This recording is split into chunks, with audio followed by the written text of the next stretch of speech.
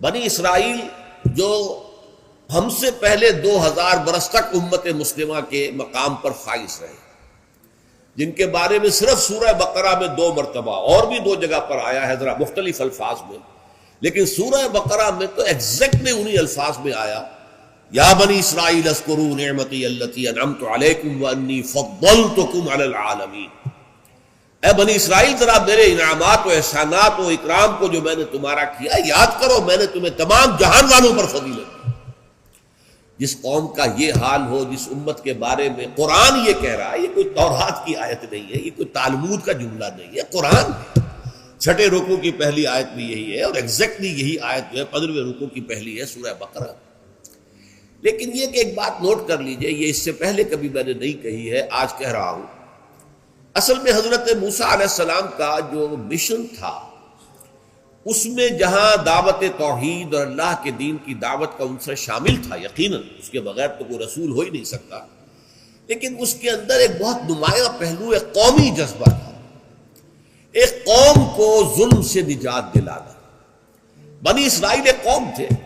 حضرت یعقوب علیہ السلام کے 12 بیٹوں سے 12 قبیلے، اور کچھ عرصہ مصر میں وہ بڑے شان کے ساتھ رہے، ٹھاٹھ کے ساتھ رہے، ان پر جو بادشاہ وقت تھا ان کی بڑی جو ہے وہ مہربانیاں تھیں، کرم فرمائیاں تھیں۔ کیا وجہ کیا ہے یہ ایک علیحدہ مسئلہ ہے، کیوں تھا وہ میں اس وقت ڈسکس نہیں کر سکتا۔ تو حضرت موسیٰ علیہ السلام گویا کہ دوہری بعثت کے ساتھ آئے، آل فرعون کو وہ رسول بن کر آئے کہ مانو مجھے اور میری اطاعت کرو، اعبدوا اللہ واطیعون، اور بنی اسرائیل کے لیے وہ نجات دہندہ بن کر آئے کہ انہیں فرعونیوں کے، آل فرعون کے مظالم سے اور سختیوں سے اور پرسیکیوشن سے اور ٹارچر سے نجات دلائے۔ اب جہاں قومی معاملہ ہوتا ہے وہاں ظاہر بات ہے کہ ذاتی تربیت، اخلاقی تربیت کا اتنا موقع نہیں ہوتا، وہ تو قوم کو بچانا ہے۔ قوم میں اچھے بھی ہیں، برے بھی ہیں، نیک بھی ہیں، بد بھی ہیں، شریر بھی ہیں، شریف بھی ہیں۔ اس اعتبار سے حضرت موسیٰ علیہ السلام کی جو قوم تھی، اگرچہ اللہ تعالیٰ نے 9 معجزات دکھائے آل فرعون کو، اور پھر ایک معجزے کے ذریعے سے ہی اس قوم کو نجات دی، لیکن یہ قوم تھی۔ اس قوم میں ایسے بھی تھے جو حضرت موسیٰ پر واقعی صدق دل سے ایمان رکھتے تھے، جیسے یوشع ابن نون، جوشوا جس کو کہتے ہیں بائبل میں، کالب ابن یفنہ۔ لیکن ایسے بھی تھے جو ڈھل مل تھے، کچھ مانتے تھے کچھ نہیں مانتے تھے، اور ایسے بھی تھے جو صرف اسرائیلی ہونے کی وجہ سے شامل تھے، ورنہ انہیں حضرت موسیٰ علیہ السلام کے اوپر کوئی ایمان، کوئی یقین نہیں تھا۔ چنانچہ یہ الفاظ آئے ہیں قرآن مجید میں کہ ما آمن بموسیٰ الا ذریۃ من قومہ، صرف کچھ لوگ نوجوان تھے جو ان کی قوم میں سے ان پر حقیقتاً ایمان لائے تھے، ورنہ اکثر و بیشتر لوگ جو ہے وہ ایک قومی جذبے کے ساتھ تھے کہ ہمیں ایک قوم سے جو ظالم قوم ہے نجات دلانے کے لیے یہ آیا تو ہم بھی ساتھ ہیں۔ لیکن ان کا کہیں بھی جو معاملہ بحیثیت قوم، بحیثیت مجموعی، وہ وفاداری کا نہیں تھا حضرت موسیٰ علیہ السلام کے ساتھ۔ لہذا دیکھیے اب ان کا کیا رویہ رہا عین حضرت موسیٰ علیہ السلام کے ساتھ، جن کے ذریعے سے اللہ تعالیٰ نے انہیں نجات دی، جن کے ذریعے سے آل فرعون کی سے انہیں آزاد کرایا، انہیں لے کر مصر سے نکل آئے ہیں سینائی پیننسلا میں۔ لیکن جب وہ دین کا وہ تقاضا آیا کہ اب جان ہتھیلی پر رکھ کر نکلو میدان میں، قتال کرو، اب جنگ کرو، جیسے کہ ہجرت کے بعد مدینے میں وہ مرحلہ آ گیا محمد رسول اللہ صلی اللہ علیہ وسلم کے ساتھیوں کے ساتھ، ایسے ہی حضرت موسیٰ ہجرت کر کے اپنی قوم کو لے کر سینائی پینسولا میں آ گئے، اور وہاں سے آگے اب جانا تھا ارض مقدس، وہی جو حضرت ابراہیم علیہ السلام کا مسکن تھا، حضرت اسحاق کا مسکن تھا، انبیاء کرام کا مسکن تھا،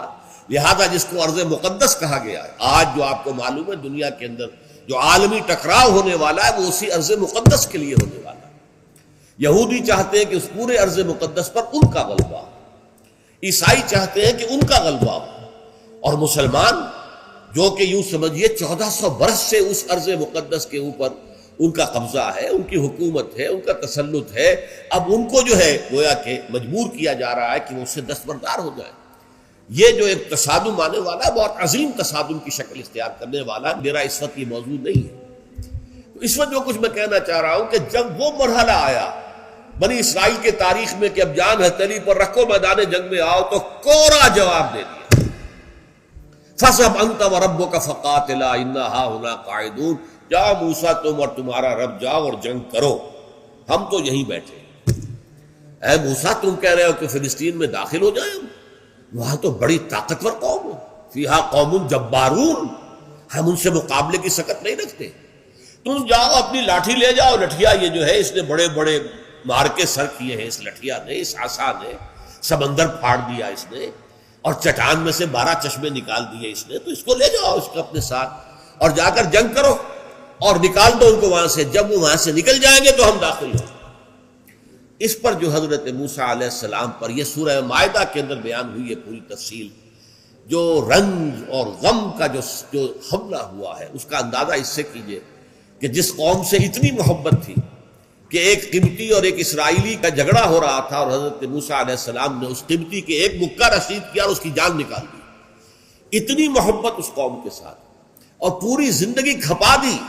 اور فرعون کے ساتھ مسلسل کشاکش اور مسلسل جو ہے مقابلہ رہا، اور اس کے بعد وہاں سے لے کر نکلے ہیں۔ لیکن اسی قوم کے بارے میں پھر جو ہے ایک طرح کی بیزاری طاری ہوئی، وہی بیزاری مقت کا لفظ جو میں نے پچھلی مرتبہ واضح کیا تھا، کبورا مقتا عند اللہ۔ ایک غصہ ہوتا ہے، غصے سے آگے جا کر بیزاری ہو جاتی ہے۔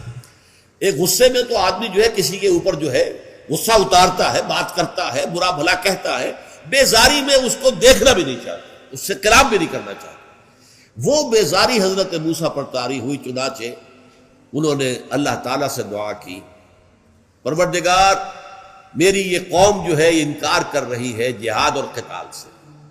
فَافْرُقْ بَيْنَنَا وَبَيْنَ الْقَوْمِ الْفَاسِقِينَ، تو اب ہمارے اور ان فاسق لوگوں کے مابین ہمارے کون ہیں؟ ایک حضرت موسیٰ، ایک حضرت ہارون، اور 2 عورتیں بنی اسرائیل میں سے، 6 لاکھ میں سے صرف 2 نکلے تھے،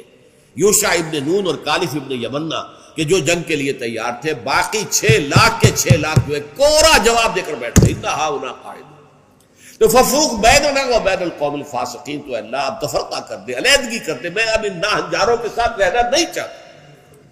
اس کا تذکرہ یہاں ہو رہا ہے۔ وَإِذْ قَالَ مُوسَىٰ لِقَوْمِهِ، یاد کرو جب کہ کہا تھا موسیٰ نے اپنی قوم سے، یا قوم، اے میری قوم کے لوگوں، لِمَ تُؤْذُونَنِی، کیوں مجھے اذیت پہنچا رہے ہو، کیوں مجھے کوف پہنچا رہے ہو، کیوں مجھے تکلیف دے رہے ہو؟ وَقَدْ تَعْلَمُونَ أَنِّي رَسُولُ اللَّهِ إِلَيْكُمْ، حالانکہ تم جان چکے ہو، جانتے ہو اچھی طرح کہ میں اللہ کا رسول ہوں تمہاری طرف۔ فَلَمَّا زَاغُوا، تو جب وہ ٹیڑھے ہو گئے، أَزَاغَ اللَّهُ قُلُوبَهُمْ، اللہ نے ان کے دلوں کو بھی ٹیڑھا کر دیا، وَاللَّهُ لَا يَهْدِي الْقَوْمَ الْفَاسِقِينَ، اور اللہ ایسے فاسقوں کو، ناہنجاروں کو، ایسے اللہ تعالیٰ کے نافرمانوں کو اللہ زبردستی ہدایت نہیں دیتا۔